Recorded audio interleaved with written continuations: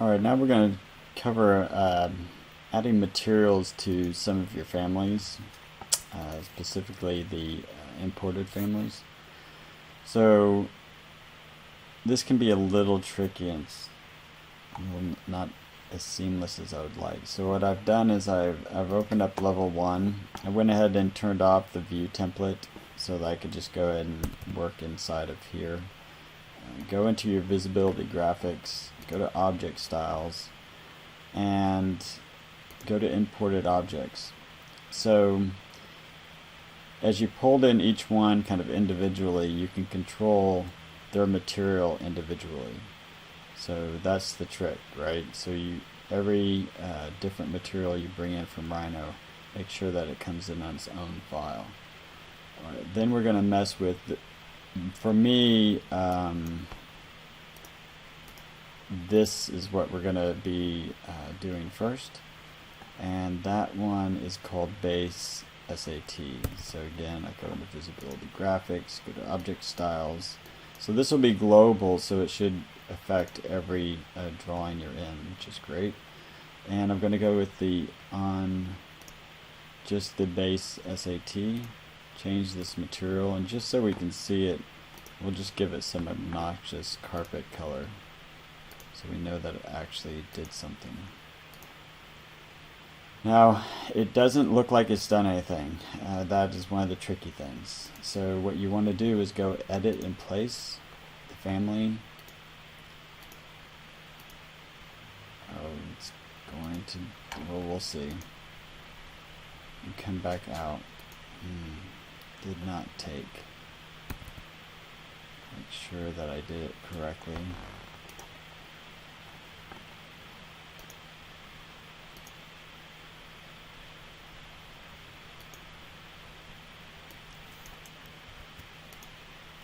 Let's see if I do it onto this 0 layer, whether that takes.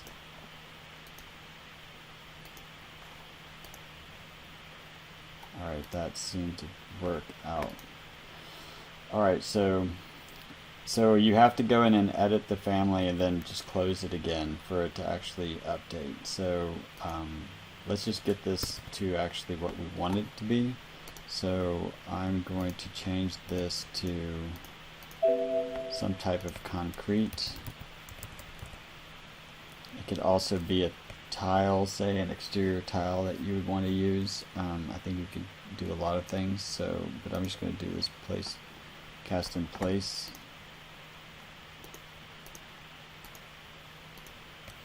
Now we'll just see if that okay, so it turned to gray, and now looks like it's good to go.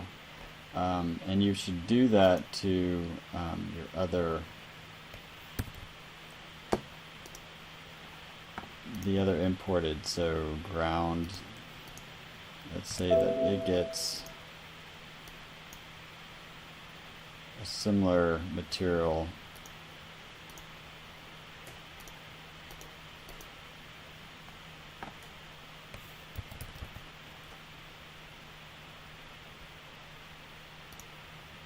Only maybe we make it a little darker.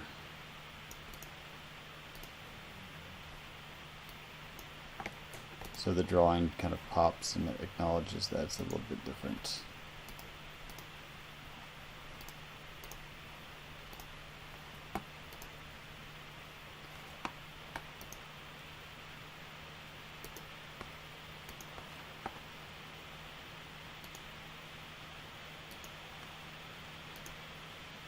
And you could do the same with the buildings and turn them some other tone. It looks like I might need a surface here. So I need to do that, but I'm not going to do it for class. Okay.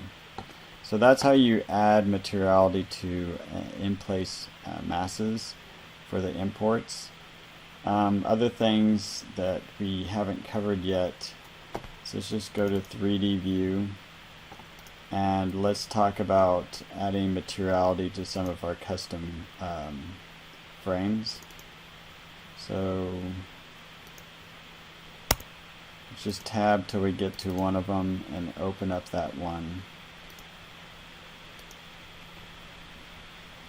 And you can see right here that you can add a materiality to that material, or I mean to that form. So you can do it here. You could make a parameter so that you could change them all globally when you get back. For our sake, probably going to go with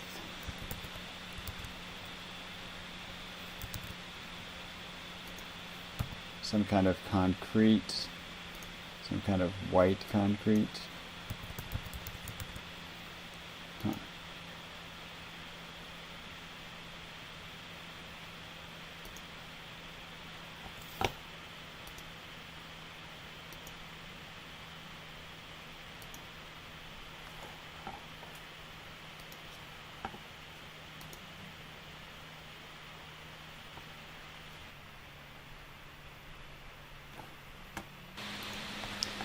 Alright, since I can't seem to figure out how to get that material library to work, what I'm going to do is we're just going to create a parameter for material.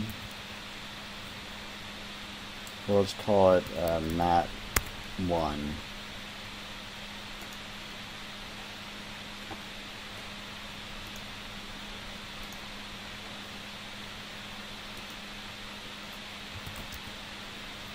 So it's on material and finishes, mat1. I think type will be good enough. And let's just make sure that each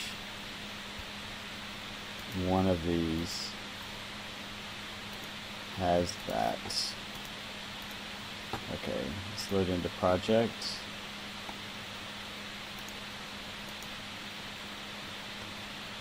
Parameters, yes.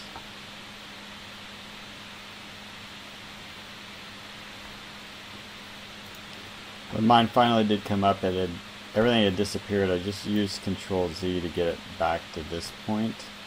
And then you'll notice that if you go and edit type, you now have something that you can edit. So if you want to see if it works, we'll give it something obnoxious. Wait for it to render. Okay, so now if I go to shaded view, I should see, yeah, something really obnoxious. So you can start to look at what color you'd actually like that to be, assuming that red carpet isn't your choice. One might just think about doing another duplicate of this and call it white, and of course change this. You might also want to change it in here, because eventually I'll soon be showing you how to take this information and go to the cloud and have it rendered. So I'm going to just have the image fade about 50%. so that the white color shows up more prominently. And I might go render appearance. I'll have to go with that for now.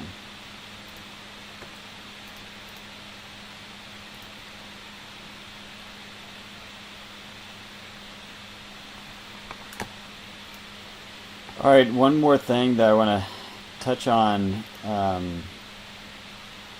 in regards to this custom panel is that we didn't take care of actually adding glass to it. So we should just do that real quick.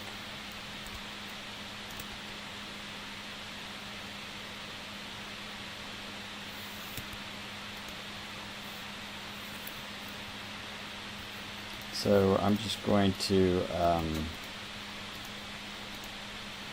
hide these as an element, and then use this to create form, and we want that one. I think let's just try. Just want that one, and then we'll just change to 1 inch. And then let's go ahead and turn back on the rest of it. Now, this piece that we just created, because we're going to go ahead and add another parameter, and this will be glass.